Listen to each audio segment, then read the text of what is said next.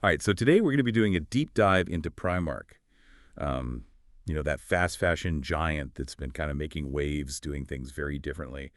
And we're here to figure out exactly what is behind their remarkable success, especially on like the global stage. Yeah, it really is fascinating how Primark has managed to thrive, especially internationally, even without an online presence. They've got hundreds of stores worldwide and they're still expanding. It's pretty remarkable in this day and age.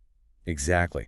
To help us unravel this retail mystery, we're going to be turning to Professor Srikant Gokhale, not just a professor at BerkeleyHaas, but he's also a retail expert with over 30 years in the industry. And what's great about Professor Gokhale's work is that it's grounded in some serious research. His blog isn't just like opinion pieces. He really digs into articles, annual reports, and he even visits Primark stores himself to see things firsthand. Wow, talk about dedication. So let's get right into it.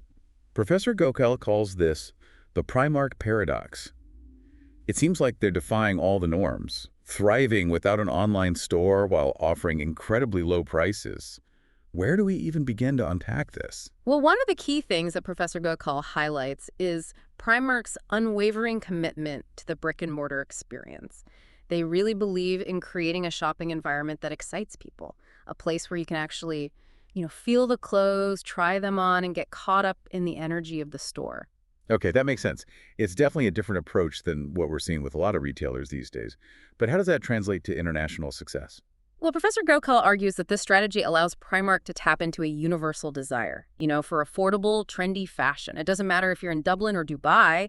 People everywhere want to look good without breaking the bank, and Primark delivers on that promise. Right, that's a powerful value proposition. Right. But what about the logistics of operating in so many different countries? I imagine there are some unique challenges involved. Absolutely, and Professor Gokhale delves into those challenges in his blog. He talks about how Primark has to adapt its model to different cultural contexts, considering factors like local fashion preferences, sizing variations, and even religious sensitivities. So it's not just a one-size-fits-all approach. They're tailoring their stores and their merchandise to specific markets. Precisely. Professor Gokhale gives the example of Primark's entry into the U.S. market. He said they had to make adjustments to their store layouts and product offerings to better cater to American tastes. Interesting. It seems like they're willing to learn and adapt as they go. They are, and that's crucial for any retailer that's looking to expand globally. Professor Gokhale points out that Primark is constantly analyzing data monitoring trends and gathering feedback from their local teams to ensure they're meeting the needs of their customers in each market. So it's a combination of global vision and local execution. But let's go back to those low prices for a second. How do they manage to keep things so affordable, especially when they're operating on such a large scale? This is where their supply chain expertise really comes in. Professor Gokhale says Primark has mastered the art of sourcing materials and manufacturing products at incredibly low costs. They work directly with factories, often in developing countries, cutting out middlemen and negotiating favorable contracts. Okay, that makes sense from like a business perspective. Yeah. But are there any ethical considerations with this approach? That's a valid question, and one that Professor Gokhale doesn't shy away from in his analysis. He acknowledges that Primark's sourcing practices have been scrutinized in the past, particularly regarding labor conditions and some of the factories they work with.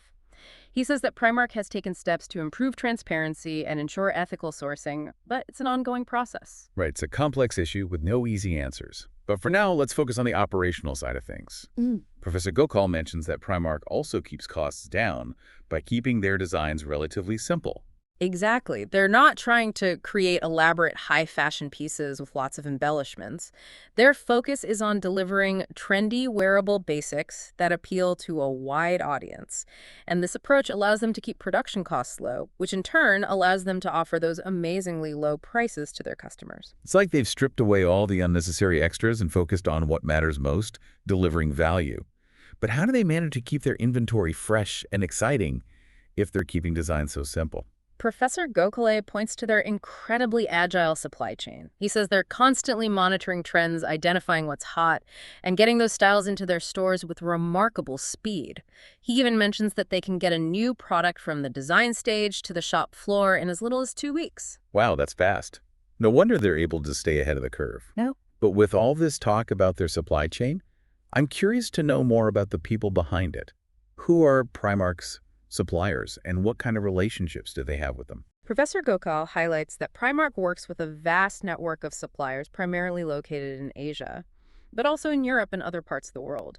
And he emphasizes that building strong long-term relationships with these suppliers is crucial to their success. They're not just looking for the cheapest option, they're looking for partners who can deliver consistent quality, meet deadlines, and adapt to their ever-changing needs. It sounds like the supplier relationships are key to their ability to offer both low prices and fast turnaround times. Absolutely. And Professor Gokhale points out that Primark has invested heavily in building those relationships. They have teams on the ground in sourcing countries working directly with factories to ensure ethical practices and maintain quality control. So they're not just outsourcing production, they're actively involved in managing their supply chain from start to finish. Exactly. And this level of involvement allows them to maintain a high degree of control over their production process, which is essential for a fast fashion retailer like Primark. This is all fascinating stuff. But let's not forget about the heart of Primark's success, those incredible stores. Professor Gokhale raves about the Primark shopping experience, describing it as a retail wonderland. He does, and he's not exaggerating. He talks about how Primark creates this immersive shopping environment that's designed to excite and entice customers. Okay, paint me a picture. What's it actually like to walk into a Primark store? Okay, imagine a vast, brightly lit space pulsating with energy. Music is pumping, people are buzzing around, and there are clothes everywhere. From trendy dresses to stylish shoes, from cozy pajamas to chic accessories. Primark has it all. Sounds like sensory overload in the best possible way. But how do they manage to keep things organized amidst all that chaos? That's where their merchandising expertise comes in. Professor Gokhale explains how Primark meticulously plans their store layouts and displays. To guide customers through the shopping experience, they use clear signage, eye-catching mannequins, and strategic product placement to create a sense of flow and encourage exploration. So it's not just a jumble of clothes, there's a method to the madness. Exactly, and they're constantly updating their displays to showcase the latest trends and highlight those irresistible deals. It sounds like they've thought of everything to create a truly engaging shopping experience. But is there more to it than just visual appeal? There is. Professor Gokhale points out that Primark also pays close attention to the practical aspects of the shopping experience. They have spacious fitting rooms, helpful staff, and efficient checkout systems to ensure that customers have a smooth and enjoyable visit. So they're not just about the flash and dazzle, they're also focused on practicality and customer service. Right, and Professor Gokhale believes this attention to detail is a key part of their success. He says that Primark understands that the shopping experience doesn't end at the checkout counter. They want customers to leave feeling happy, satisfied, and eager to return. That makes sense. It's about building a loyal customer base, not just making a quick sale. Exactly, and Primark has clearly mastered that art. Their stores are always bustling with activity, and their customers seem genuinely enthusiastic about the brand. It's like they've created a cult following. They have, and it's a testament to their ability to deliver on their promise of affordable, trendy fashion in a fun and engaging shopping environment. This is all incredibly insightful. We've covered a lot of ground, from their international adaptations to their supply chain mastery and their remarkable in-store experience. But there's one more piece of the puzzle we need to explore: their decision to remain offline in a world increasingly dominated by e-commerce. That's right. It's one of the most intriguing aspects of Primark's business model, and it's a topic that Professor Gokhale explores in depth in his blog. Well, let's dive into that in part 2 of our deep dive. Sounds good to me. Welcome back to our deep dive into Primark's global success. We've been unpacking Professor Gokhale's research, and it's fascinating how they've built such a powerful brand, especially internationally. Yeah, it really is. Last time we left off on this big question, Primark's decision to stay offline in an era where everyone's going digital. Yeah. Professor Gokhale dives deep into this, right? He does, and it's not just a simple, for or against argument. He lays out the reasoning behind Primark's choice, and it's actually quite clever. Remember how we talked about their, laser focus on low prices? Oh, yeah, their whole business model seems built around that. Exactly. Well, according to Professor Gokhale, staying offline plays a huge role in maintaining those low prices. Think about all the costs associated with running a successful e-commerce operation, like website development, online marketing, warehousing, shipping. It all adds up. That's true, and those costs would inevitably get passed on to the customer, right? Right. So by staying solely brick and mortar, Primark avoids those costs altogether. It lets them keep their prices like rock bottom, which is their core value proposition. Okay, but isn't that a risky strategy? Right. I mean, aren't they missing out on a huge chunk of the market by ignoring online shoppers? That's the big question everyone's asking, and Professor Gokhale explores it thoroughly. He points out that Primark is essentially betting on the enduring appeal of the in-store experience. They believe that for their target market, the thrill of the hunt, the tactile experience of feeling the clothes, and the social aspect of shopping with friends, those are all things you just can't replicate online. I see what you mean. It's like they're creating a sense of urgency and exclusivity. You have to go to the store to get in on the Primark experience. Precisely, and it ties into their marketing strategy as well by not having an online presence. Primark encourages word-of-mouth marketing. People are constantly sharing their Primark finds on social media, creating buzz and anticipation. It's like free advertising. That's pretty clever. It's almost counterintuitive, but it seems to be working for them. It is, but Professor Gokhale also acknowledges that this strategy isn't without its challenges. For one, it limits their reach. There are definitely shoppers who would love to buy Primark clothes, but simply don't have a store near them. Yeah, and as convenient as online shopping is, I can see how that could be a barrier for some people. Right. And Professor Gokhale brings up another potential challenge. The risk of being perceived as outdated in a world where everything is becoming increasingly digital, staying offline, could make Primark seem out of touch, especially to younger generations who are used to shopping online. So it's a double-edged sword. They're saving costs and building a unique brand identity by staying offline, but they're also potentially limiting their growth and risking becoming irrelevant. It's a tough call. It is, and Professor Gokhale doesn't give a definitive answer as to whether this strategy will be sustainable in the long run. He says it's something Primark will have to constantly evaluate as the retail landscape evolves. Okay, so even with all this success, they're not sitting back and assuming everything will stay the same forever. They're adaptable. Exactly, and that adaptability is something Professor Gokhale really emphasizes throughout his research. He points to several instances where Primark has had to adjust their approach in different international markets. Oh, right. Earlier you mentioned they tweaked things for the U.S. market. What else they had to adapt? Professor Gokhale gives another example, their expansion into the Middle East. They partnered with the Al-Shaya Group, a company with deep knowledge of the region, to help navigate the unique cultural and logistical considerations. That makes sense. Partnering with local experts can be crucial for international success. Absolutely. And he points out that Primark also had to adjust their product offerings for the Middle East, taking into account things like climate and religious sensitivities, for example. They introduced longer, more modest styles and expanded their range of abayas. So they're really thinking carefully about how to cater to different cultural contexts. It's not just about slapping a Primark logo on a building and expecting the same formula to work everywhere. No, it takes a lot more than that. And Professor Gokhale highlights another interesting adaptation, their entry into India. They partnered with Reliance Retail, one of India's largest retail conglomerates, to tap into that massive market. India is a huge opportunity, but I imagine it's also a very complex market to navigate. It is, and Professor Gokhale says Primark is taking a cautious approach. They're starting with a limited number of stores in major cities, focusing on understanding the local market and building brand awareness before expanding more aggressively. It's like they're taking the time to learn the ropes before diving in head first. That's smart.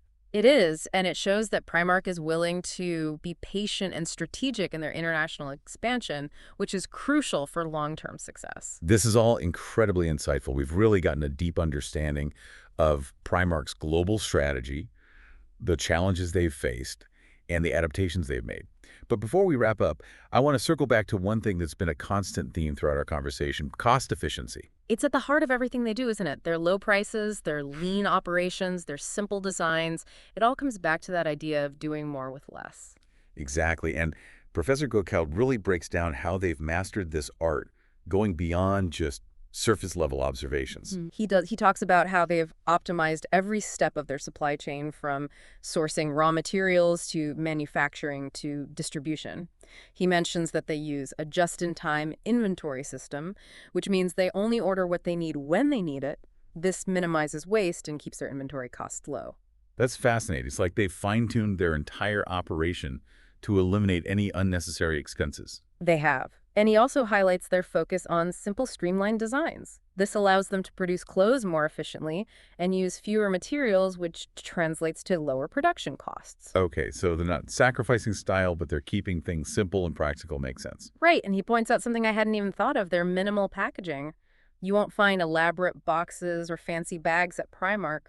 They use simple, recyclable packaging, which not only reduces costs, but also aligns with their sustainability effort. Oh, that's interesting. I hadn't even considered that aspect. It's a small detail, but it speaks to their overall commitment to cost efficiency. They're looking for savings everywhere, and that allows them to offer those amazingly low prices to their customers. It's a brilliant business model, really. Yeah, They've managed to create a system that delivers on their promise of affordable fashion without compromising on quality or style. they have. And it's a testament to their strategic thinking, their operational expertise, and their unwavering focus on their core value proposition. Professor Gokhale's insights have been incredibly illuminating. We've gained a deep understanding of Primark's journey, their challenges and their triumphs. But as we approach the end of our deep dive, I'm left wondering what key takeaways can other retailers learn from Primark's success? That's a great question, and I think Professor Gokhale has some valuable insights to offer. Well, let's explore those in the final part of our deep dive. Sounds good.